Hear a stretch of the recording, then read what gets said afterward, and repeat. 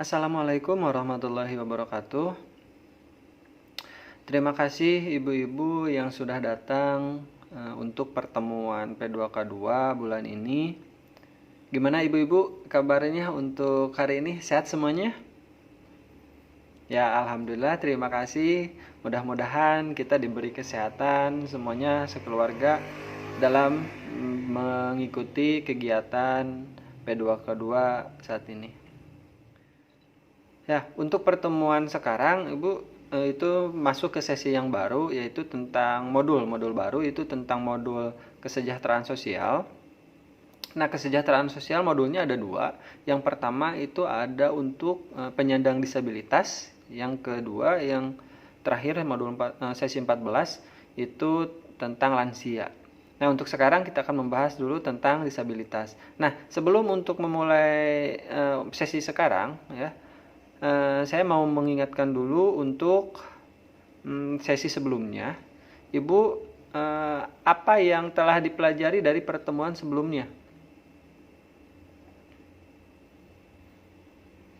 Ya, terima kasih untuk ibu-ibu.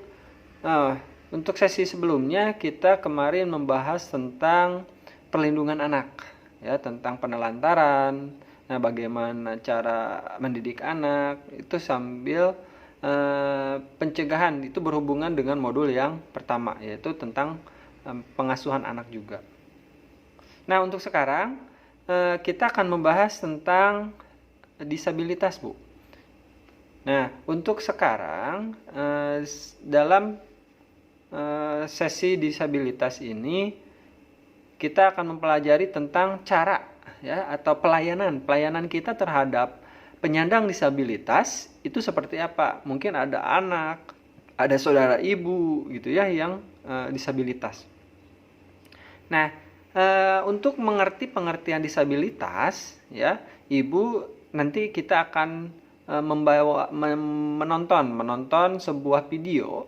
Itu ada seorang anak yang disabilitas gitu ya. Nah, ini videonya tentang Getun. Ya, Getun anak istimewa. Apa yang sebenarnya anak istimewa? Nah, kenapa disebut anak istimewa? Nah, kita lihat nanti di video ya. Seperti Getun yang selalu ranking 1 walau belajar dan mengerjakan ujian hanya dengan kakinya.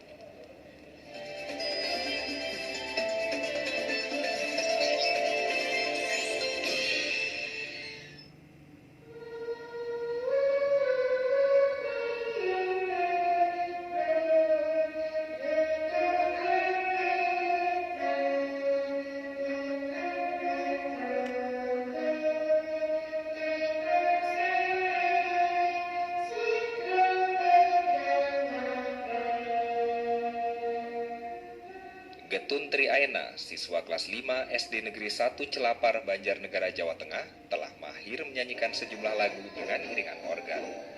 Sekarang, Getun jadi anggota inti grup musik sekolah.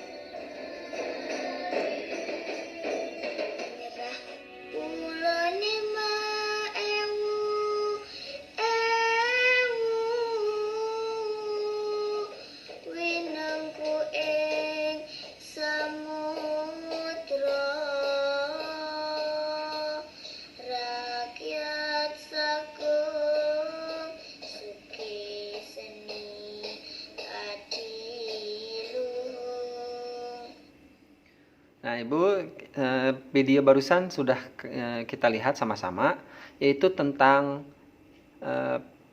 Getun ya, sebagai anak istimewa itu tidak mempunyai tangan tapi dia bisa berprestasi di sekolahnya ya. Dia mandiri. Nah, sebelum ke pengertiannya, kita akan bermain simulasi dulu untuk merasakan apa yang dirasakan oleh anak istimewa, contohnya seperti Getun itu. Nah, kita akan bermain ya, melakukan permainan. Itu permainannya bernama tanpa tangan dan tanpa suara. Ya, tanpa tangan dan tanpa suara. Nah, untuk sekarang ibu-ibu duduknya berpasangan, jadi dua orang, ya, dua orang. Nah, nanti setelah duduk mempunyai pasangannya masing-masing, ya, ada peserta pertama ya, itu untuk menutup mulutnya, ya.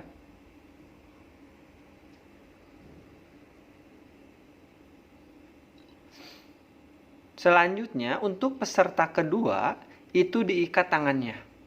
Jadi peserta pertama menutup mulut, yang kedua peserta kedua itu mengikat tangannya. Ya. Nah, setelah ibu mengikat dan menutup mulut, selanjutnya peserta pertama diminta untuk menyampaikan kalimat.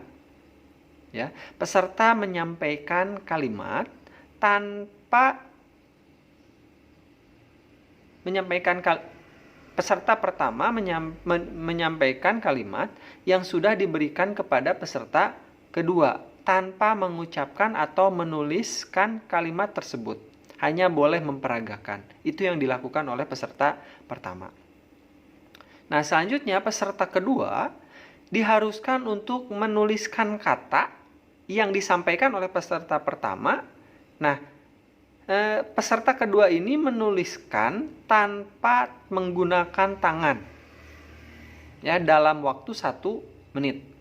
Jadi untuk peserta pertama itu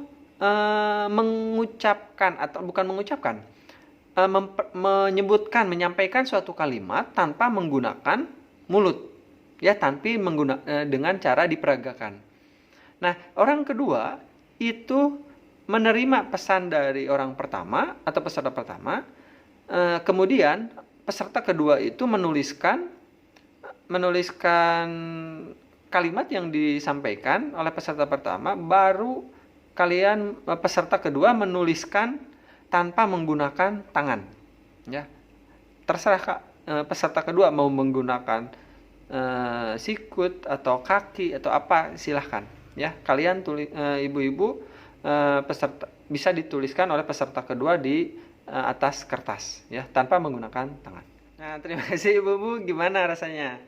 Ya, lumayan kesulitan juga untuk berbicara tanpa tangan, berbicara tanpa mulut dan menulis tanpa tangan, ya. Nah, tadi di video kita juga melihat Getun gitu ya, yang pandai, malahan dia pandai untuk memainkan alat musik, ya. Nah, untuk selanjutnya saya akan menanyakan ke peserta, ya, ke ibu-ibu semuanya. Saya akan menanyakan ke peserta pertama yang tadi jadi peserta pertama. Apa yang dirasakan oleh peserta pertama? Silakan ibu-ibu yang menjadi peserta pertama siapa saja? Ya, boleh. Ibu Ayi, boleh, mangga, silakan. Untuk menyampaikan pendapatnya. Apa yang ibu rasakan? Ya, terima kasih ibu. Nah, sama ya, ibu itu merasakan karena ibu tidak bisa berbicara, hanya memperagakan saja, ya. Jadi ibu cukup kesulitan untuk menyampaikan kata. Apa yang kita maksud, apakah sesuai dengan yang diterima oleh yang membaca kita, gitu ya, atau yang kita sampaikan informasinya. Nah, itu lumayan juga ya Bu ya. Nah, yang kedua, apakah peserta pertama sulit menyampaikan pesannya? Gimana Bu? Ya, cukup menyulitkan juga ya Bu ya. Ya, jadi lumayan kesulitan karena kita menyampaikan kata tapi tidak menggunakan mulut gitu ya, tapi menggunakan bahasa isyarat. Nah, sekarang ke peserta kedua Bu. Apa yang dirasakan oleh peserta kedua? Siapa tadi yang menjadi peserta kedua? Silakan, Ibu Yang. Mangga. Oke. Ya. Ya, terima kasih Ibu. Nah, bagaimana seperti yang Ibu yang merasakan tadi, itu kita ingin berusaha menuliskan, ya, tapi kita tidak bisa menuliskan dengan sempurna seperti dengan tangan normal. Kenapa? Karena tidak terbiasa. Kita misalkan tadi Ibu menggunakan kaki, ya. Ada yang menggunakan kaki, ada yang menggunakan lutut, ada yang menggunakan mulut, ya. Itu Ibu bisa gitu ya, tapi tidak sebagus kita menggunakan tangan seperti biasa gitu. Terus pertanyaan kedua, apakah peserta kedua sulit menerima pesan dari peserta pertama? Ya, jadi tadi apakah cukup sulit untuk menerima pesan atau bahasa isyarat yang disampaikan oleh peserta pertama oleh Ibu? Silakan, Bu. Ya. Oke, terima kasih. Nah, di sini juga ada kesulitan juga gitu ya, yang peserta kedua tidak bisa mengerti langsung apa yang dimaksud gitu ya, yang dimaksud oleh peserta pertama, apakah betul atau salah. Mungkin ada beberapa kali tadi salah gitu ya, tanpa harus mengangguk atau apa gitu. Kita tidak bisa mengetahui kalau kita tidak ada kode untuk dari peserta pertamanya gitu. Nah, terima kasih Ibu-ibu untuk simulasinya, untuk permainannya. Nah, untuk sekarang ya kita simpulkan apa yang dimaksud dengan disabilitas gitu ya. Nah, dikarenakan tadi Ibu tanpa yang menggunakan tangan, tanpa menggunakan mulut, nah itu adalah salah satu contoh disabilitas Ibu. Nah, di sini disabilitas ya, apa yang dimaksud dengan disabilitas? Nah, Ibu, untuk disabilitas jadi pengertiannya itu setiap orang yang mengalami keterbatasan fisik ya, keterbatasan fisik tadi kan Ibu tidak punya tangan misalkan ya, terus tidak bisa menggunakan mulut, itu kan secara fisik gitu ya.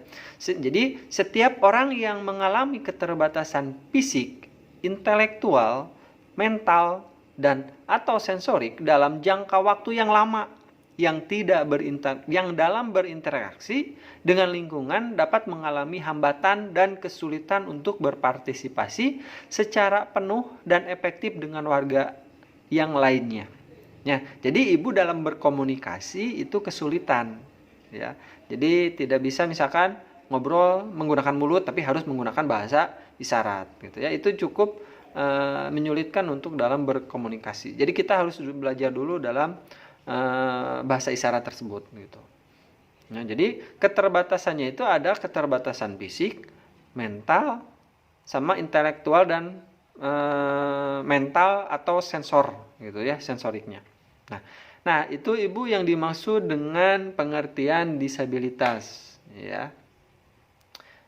Nah, di sini jenis-jenis disabilitas ada lagi Ibu, nanti akan kita bahas ya. Nah, saya akan menunjukkan tentang pengertian disabilitas dalam melalui flip chart ya. Nanti bisa dilihat mana yang disebut dengan disabilitas fisik, mental atau sensoriknya ya.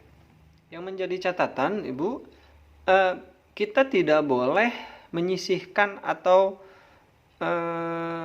istilah kitanya itu dikucilkan ya, yang disabilitas ini. Kenapa? Karena seperti tadi Getun ya, Getun anak istimewa. Nah, dia disebut istimewa karena dia diharuskan untuk mendapat perlakuan khusus gitu ya. Jadi kalau misal jangan disamakan dengan anak-anak yang lain gitu ya. Tapi kita tidak menghasihaninya ya. Tapi kita hanya namanya itu menyamakan dengan anak-anak yang lain, tapi harus diberi perlakuan khusus gitu ya, Bu. Jadi jangan misalkan di kita banyak yang itu misalkan ada yang Down syndrome, itu kalau kita menyebutnya 1000 wajah ya. Nah, di sana ada yang misalkan anaknya itu dikurung gitu ya. Jadi diasingkan dari lingkungan, itu sebenarnya tidak bagus untuk perkembangan anak tersebut gitu ya. Nah, jadi harus ada namanya itu perlakuan istimewa ya, istimewa yang lebih instan oleh kedua orang tuanya, atau menampilkan dia bahwa dia itu seperti itu gitu. Tapi kita juga harus menjaganya. Bila misalkan mau diajak keluar harus dengan kita, jangan dibiarkan sendiri gitu ya.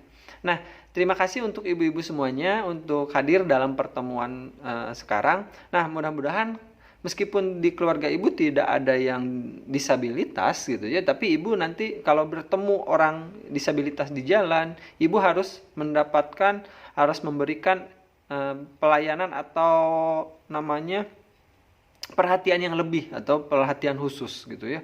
Jangan misalkan diejek atau apapun, tapi dikasih perhatian atau apa supaya dalam lingkungan tidak merasa dikucilkan gitu ya, yang penyandang disabilitas tersebut. Ya, terima kasih untuk ibu-ibu yang telah hadir dalam pertemuan P2K2 saat ini. Saya ucapkan kita tutup pertemuan saat ini dengan bacaan basmalah, bacaan hamdalah sama-sama. Alhamdulillahirabbil alamin. Assalamualaikum warahmatullahi wabarakatuh.